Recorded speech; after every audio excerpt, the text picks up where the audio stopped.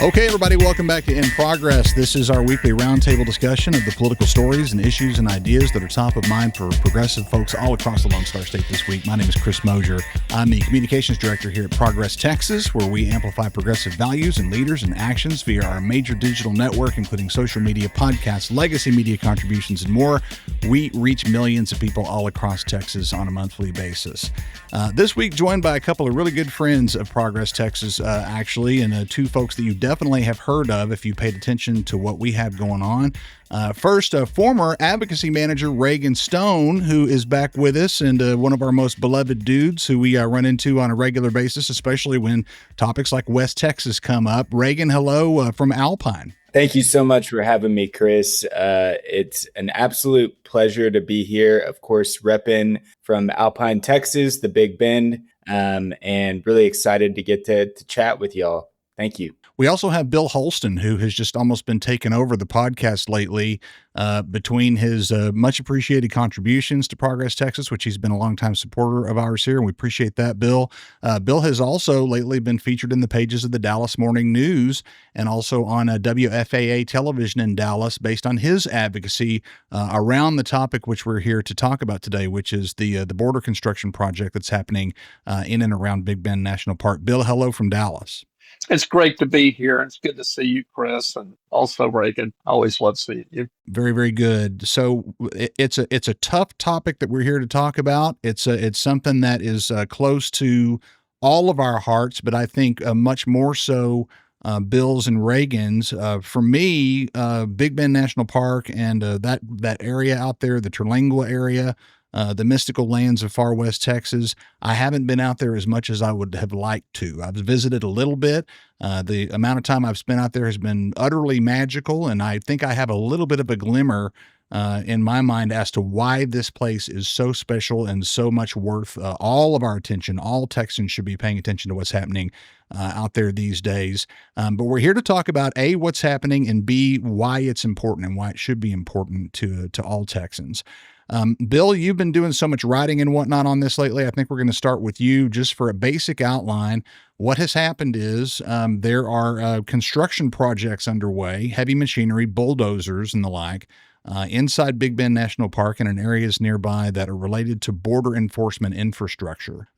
Talk a little bit in basic terms, Bill, just as an intro, what's happening out there these days with that? Well, they've been talking about building a wall down along the border in Big Bend for many years since the first Trump administration. My no wall T-shirts are old now. Right. We've been talking about this a long time, and I think most of us thought that it really wasn't serious because it would be a serious mistake, but that it was unlikely to happen because it's such an absurd idea. And so the fact that it's now visually, you can see bulldozers just a couple miles from Santa Elena Canyon, which is one of the most iconic views in the United States. Yes. And it's just shocking to see this. And I think that's exacerbated by the opaqueness with which the administration has conducted all of this. And they'll say, oh, there's not going to be a wall. But if you pay attention to the Border Patrol website, it's changed many times. And of course, when people are not truthful, then there's a lot of skepticism about whether you're even being told the truth about what's going to happen down there. Right. Reagan, as a longtime resident of Alpine and a full-timer out there, Bill has spent tons and tons of time over his lifetime in the area, but you actually live out there. Give us your intro to what's happened as one of the locals. Sure. And good to see you always, Bill, as well. Bill just joined us out at one of our amazing festivals we have in Alpine in the region, Marfa, Presidio, Marathon, and Fort Davis. It's called Viva Big Bend. And so we had about 3 days of live music and tunes celebrating the region and the culture. But getting back to, of course, the wall, or rather no Big Bend wall, that's where you can find out a lot of this information. It's nobigbendwall.org. I would say about late February and early March, folks started hearing about border infrastructure coming, and it was a 30-foot steel bollard wall from sea to shining sea. So the entire Texas border.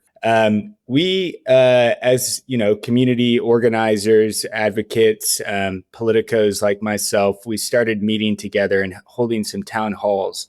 And something that I would start each of those meetings off was a series of just what we know right now and where we are.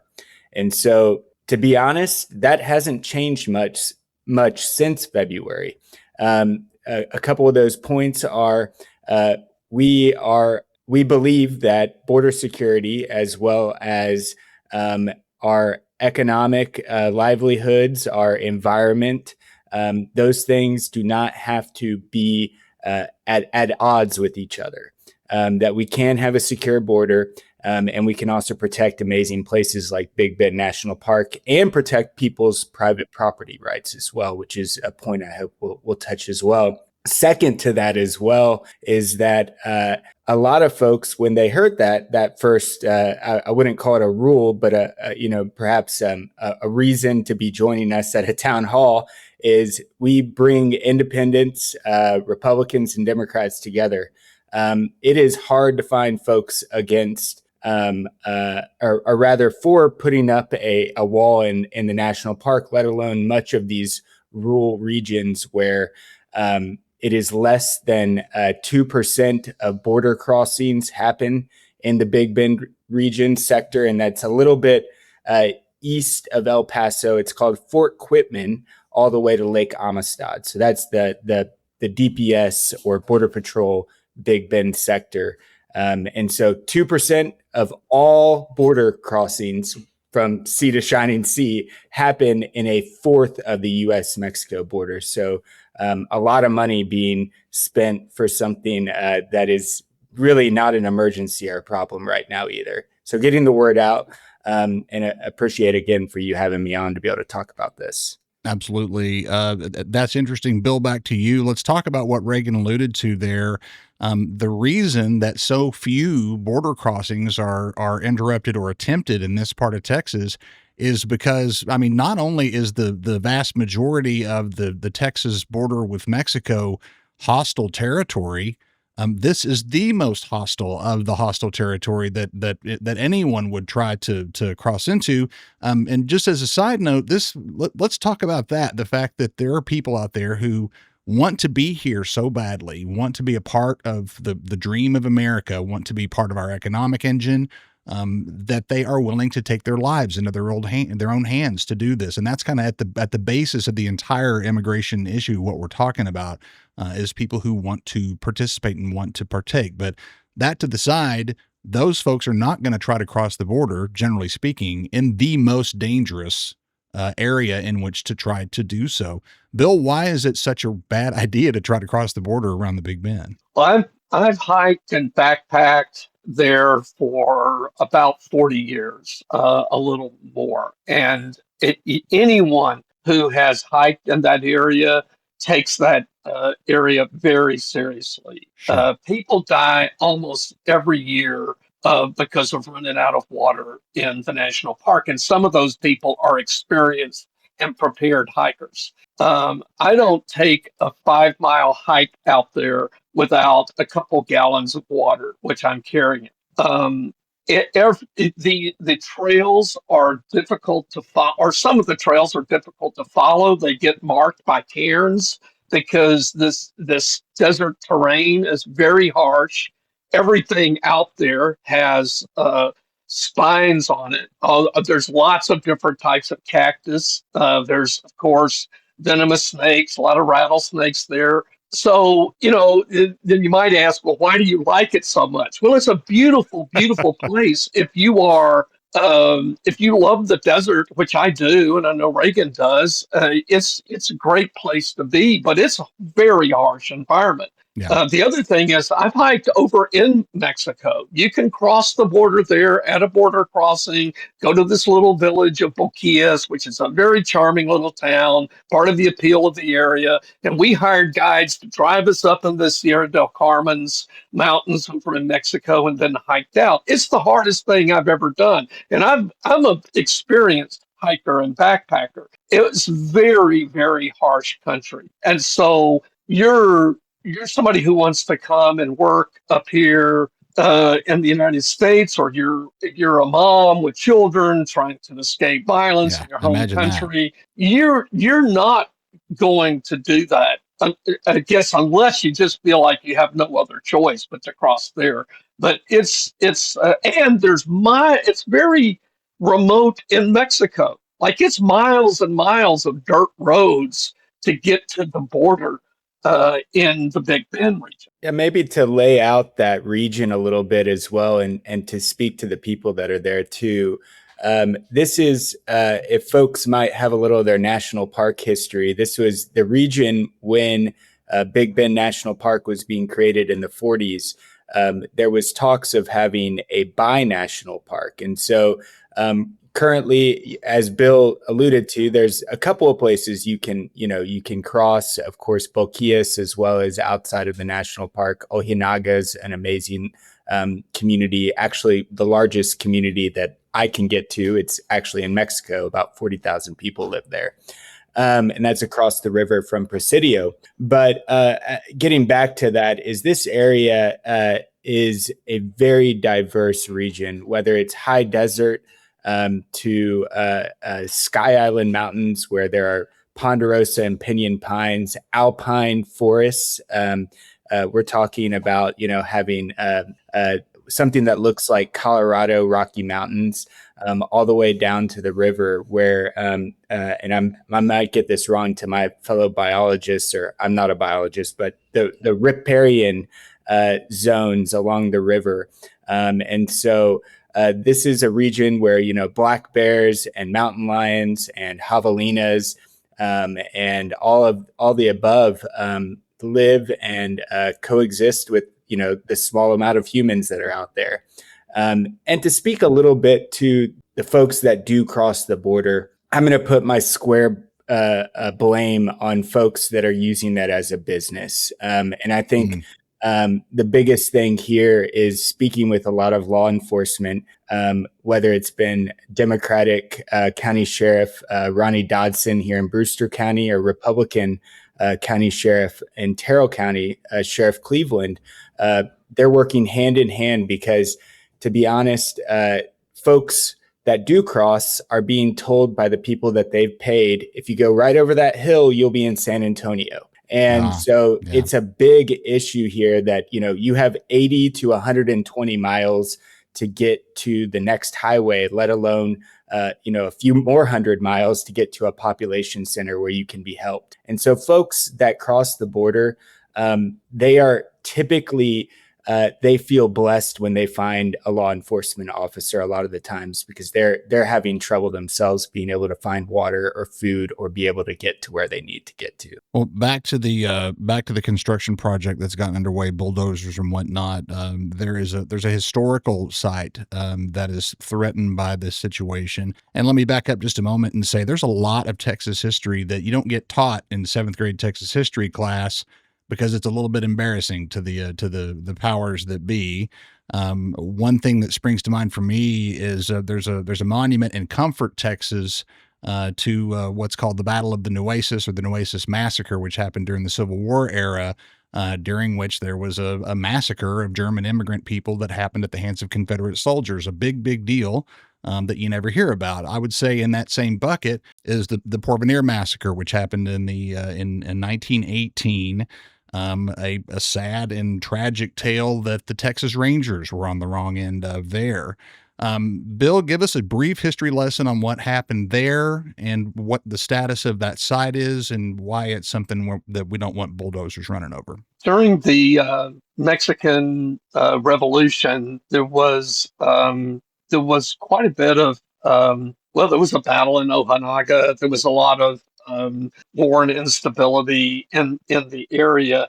And there was a overreaction by people in Texas to that violence over in Mexico. And they, of course, like vigilante justice usually does, just punished innocent people. And so the Texas Rangers went into this little village and they executed men and I think teenagers as well, out of suspicion of being, rebels or bandits. Right. And this was totally denied and swept under the rug and not talked about until relatively recently, at least in the mainstream history tellers. There's a really good book that came out a few years ago that The Injustice Never Leaves You, about that and about the efforts of people at the time to investigate it and bring it to the attention of the Texas legislature. And so I think with a lot of work, they finally got a historic marker there to mark and it was opposed by some of the ranch families down there, who were people who actually were part of the violence against the Mexican American ranchers. And they finally got that up, and I believe that the plans for the wall go right by it, because this happened right on the border with Mexico. This week, we've had 3 different spots that have had the biggest news in construction in the Big Bend. So first of all, a lot of folks, I'm sure you've heard, and throughout this weekend, you're going to be hearing more about Santa Elena Canyon. We're talking 1,000-foot cliffs to where there are bulldozers and heavy equipment in the national park right now, clearing a road that is right next to a park paved road. So, I mean, we're talking 20, 30 feet. They're creating another road within that river corridor zone, also a flooding zone. So, monsoon season coming this month, we'll be having, that will be under a few feet of water, most likely in the next month or two, as well as just muck and mud for months after that. So, to be honest, we're all kind of crossing our fingers for a very good rainy season out here. But second and third on that list is we have a project that has just been stopped by, and we'll give a small amount of credits to our Texas General Land Office. That office sent a cease and desist letter to one of the companies that's working on the wall right now. Very few Republicans have come out against the wall. We've now recently seen Senator John Cornyn start to use some of his leverage there. Of course, hopefully future Senator James Tallarico has been on the right side of this issue from the beginning, calling this, of course, a corrupt wall as well. And we can talk more about that in a moment. But the GLO office did send a cease and desist letter to stop some wall construction, or at least to kind of make sure that they're on the right sides of the properties. That's outside of the national park. And one other spot, there was actually blading done at the Port Veneer site. And so we had some archaeologists down there this week looking into where that happened. One of those archaeologists, his name's David Keller, also part of the No Big Bend Wall Coalition Network. And he was noting and taking pictures, literally what you were talking about, Bill, where there were, kids as young as 11 that were shot by Texas Rangers, U.S. Army folks. And again, this was all the way back in, 1915 or so, I believe. And literally a small, little ledge to where those kids were being presumably, executed for nothing. That was within the blading of some big heavy equipment this week. So literally a protected Texas site. Something to add to that is 28 different laws plus have been voided by the federal government. And so, of course, those are antiquities laws, cultural laws, archaeological, environmental laws. And so that's something that many of these organizations that are fighting this, which there's quite a few, we're calling on those laws to be looked back at, and that one false swoop that gets you to where you're ruining part of history, Texas history right there, and Right. infringing on public lands as well. Let's talk about, and Reagan alluded a little bit to this, the idea, where corruption comes into this situation. The actual people who are showing up with bulldozers, these are not like Army Corps of Engineers. These are not like Border Patrol. These are private contractors. These are business people. Who have contracts with the federal government to do what they're doing, which leads, I think, some folks naturally to assume that perhaps a lot of the stonewalling and denying and delaying that has come from as far as information about all of this from the federal government has probably been a delay tactic to allow contracts that are already signed to follow through on the business line. And now, these guys are just showing up with their gear and doing what they've been paid to do by the federal government. Bill, back to you on that. Does this seem like just a situation of they've signed on the dotted line and now it's going to happen and that's it? It took me a minute to get this through my thick head because I kept trying to think of a logical reason they would be building this wall here, because it's such an absurd idea. And it's really about shoveling money to these contractors and these no bid contracts. That's actually the real point of this, because this is extremely expensive. It's billions of dollars they're spending to build this wall. And in some places, they are absolutely going to build a wall. In other places, roads that in some cases are paralleling existing roads. In other places, vehicle barriers in places that no vehicle is ever going to go. And so it's just this monumental shift of money from our resources that we could be using for good things for Americans to these contractors out of, I think in one case, one of them's out of Montana. And these are companies that are benefiting from these no bid contracts. I wonder, Reagan, you tell me, along that same line, the first place I start to go is lawsuits. The first thing I start to think about is if you've got a business that's been contracted to do something that is, counter to established protections of historic sites or whatever it might be, environmental degradation, whatever it might be, is that a possible course of action, or what do you guys see as the way to resist this from the standpoint of holding business people accountable? Sure. So, as Bill was alluding to, there are 5 different contracts that have been signed over $7 billion. And the largest one was within Big Bend National Park. And getting down to what your question is there, Chris, is exactly, there's a multi-pronged effort out here in the Big Bend that includes, organizations from the Center of Biological Diversity to other organizations that have taken it on to be able to sue the federal government in different mechanisms. There's at least 3 different lawsuits right now. None of them have come to fruition as far as what we hope to be able to have a stop or a pause in construction.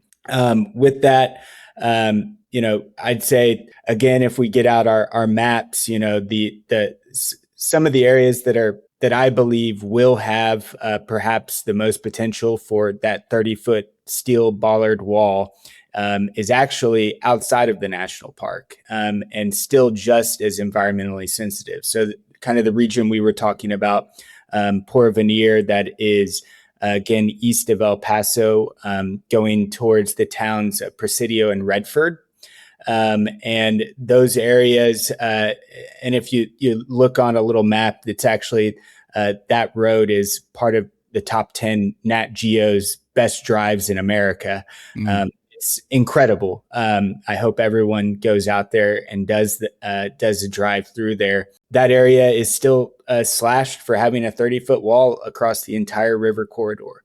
And as you were saying, Bill, some of the other places, new roads are looking at being constructed. And then something that I think is literally the money, the corruption. And if I'll touch on that for a moment too, but Sure. is these these vehicle barriers. And so they look like about, 3 to 5 foot, kind of like a railing almost. And they would stretch for hundreds of miles, extremely expensive to put in. And like I was alluding to earlier, in a majority of these areas, there are 500 to 1,000 foot cliffs on both sides of the river. That there has never been a vehicle that has crossed there, nor possible unless they fly. I was going to say that we're thinking about wagons back in the 18 and 1900s. That's not where you could cross, and you still can't take a car. They'd have to film it. They'd have to film it and Louise it. Yeah, exactly. That's a rough way to go. Barnard Construction, a major donor, the CEO and other leadership in that country to the Trump administration. So a no bid contract, and 28 laws plus being voided at the line by the DHS, Department of Homeland Security. And that's where we sit, is being your tax dollars.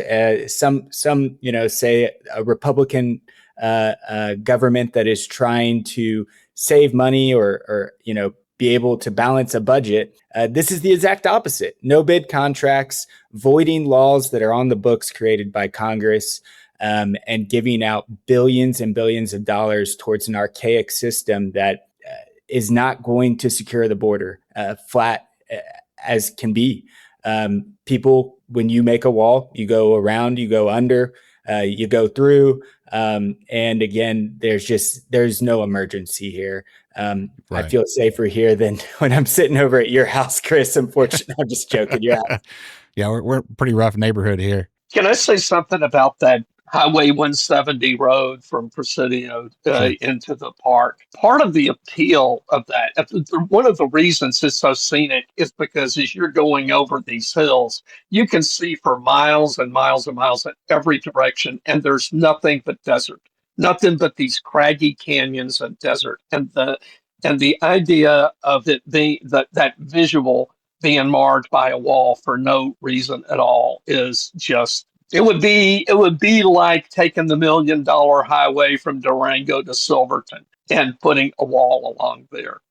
This is an esoteric thing, but those visuals are part of the beauty of the area. And so I'll add a couple more things, Chris. You asked the lawsuits. That's one part of the prong. And so a couple of the other places that we're trying to protect drives like that, as well as camping trips for families, as well as, the potential to be able to study species that are nowhere else on Earth, I would say is not only public opinion. So thank you for having us here today. But then second to that as well is being able to have locals and the state be able to have a buy-in to what the best way to be able to have a secure border and a humane and dignified immigration system. And so something that, our nonprofit and a lot of the work I've been calling upon is getting our bipartisan county judges, our bipartisan county sheriffs to be able to have a seat at the table and advise DHS.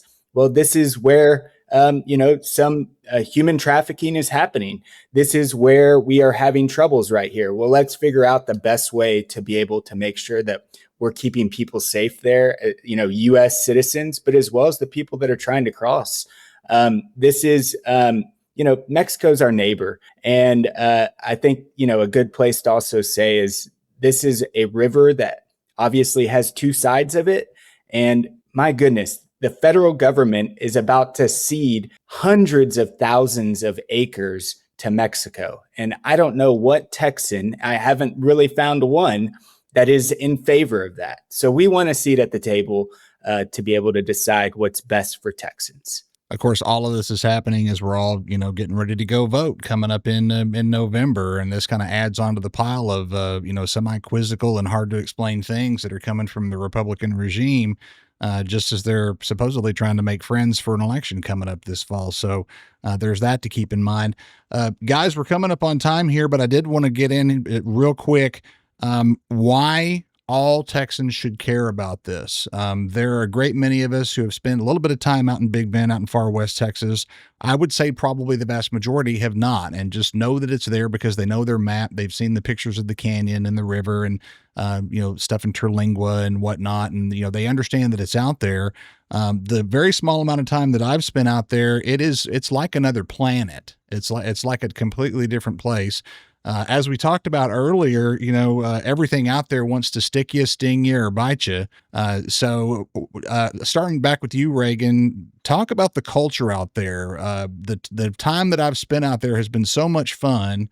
And part of that is meeting people who spend a lot of time out there and are personally invested in that part of the state. It's a rugged individual sort of thing. It is not partisan at all. It really is about a different type of culture. Would you briefly give us a little explainer about that? Sure, Chris. And you've done best in, labeling me well as, that kind of West Texas cowboy hippie. I think desert hippie, I think is what the term desert. is. Yeah. Well, I think that does well in some way describing a portion of folks. But of course, I moved from South Texas. I lived in the Valley and in San Antonio growing up. But after moving out here, I fit right in well. And there is an artist enclave, a kind of desert cowboy hippie type of vibe, and also a very rich Mexican American culture as well. And so, this region has had everywhere from the conquistadors coming through, of course, the Anglos and the Texas Rangers and Buffalo Soldiers. This has been a historic region of Texas, a last frontier. And so I think a lot of that independence and type of rugged individualism comes from those types of spirits as well. And I might add one more piece to why this is so important is dark skies. Much of these projects, they have the potential to put large scale lighting along the border. And we're talking again in complete wilderness. Right now, we have, of course, many of you have heard of McDonald Observatory, UT Austin's astronomical observatory up in the Davis Mountains, which is, as the crow flies, about 45 minutes north of me from Alpine. And so the national park is about an hour south of me from Alpine. And so I'm right smack dab in the middle. But we have the darkest skies in the entire continental U.S. right here in West Texas. And that's why we're able to look at quasars and black holes and look way beyond just, the desert that we're living in as well. And so this region, whether you are an astronomer and want to study something that's beyond the human mind in some ways, or at least my mind, or just being able to look up at the sky and wander and be able to get away from a little bit of the city life or some of the stresses that we have in the modern day world, this is the place to do it. So I think the biggest thing I've heard from local business owners is come out, support their businesses. We have a lot of businesses saying they will not house or serve contractors or subcontractors of the wall project. And we need folks to come out here and support the economy, that tourism economy, but also to be able to experience it for yourself. So that you can go back and tell your friends why it's important to protect regions just like the Big Bend. Bill, bring us home, man. Give us your take on far West Texas culture and why it's important for everybody to understand it and support it. I'd say two things. One is the idea of wilderness is really, really essential. I hike. I live in Dallas. I hike urban hiking here. I enjoy it, but there is something really, really satisfying in being a truly wild place, a place that is in some places untouched by human beings. It's a restorative thing. It's good for a culture. It's good for people to have places like that to go and unwind, to experience nature. My wife and I have two sons. They're now in their 30s. When they were babies, they camped in Big Bend National Park. They grew up hiking in Big Bend. Those are the best memories we have as a family with the time we spent in that national park. So that's really, really important. And the other thing, which Reagan alluded to earlier, and I think this is really important, it's a bicultural area. Like, I think that's part of the reasons the little village of Boquillas is so popular, is you can go and have a beer and some enchiladas con mole, and have the little kids sell you handcrafts that they've made, and that's their entire economy. There might be a little bit of ranching there, but their economy is primarily tourism, and the bicultural aspect of that whole area is really unique. It's an asset that we have as a state, and it shouldn't be squandered. Diversity of the environment, diversity of the people. It's a benefit, and that's why I love Big Bend. All y'all should come out here. Very, very cool. Well, this entire conversation, at my earliest convenience, I'll be sitting on the porch of the Starlight Theater with the cold Lone Star and checking out the Chisos Mountains across the way there. Bill Holston and Reagan Stone, our proud ambassadors for Far West Texas, at a really important moment for all of us to understand what's happening out there.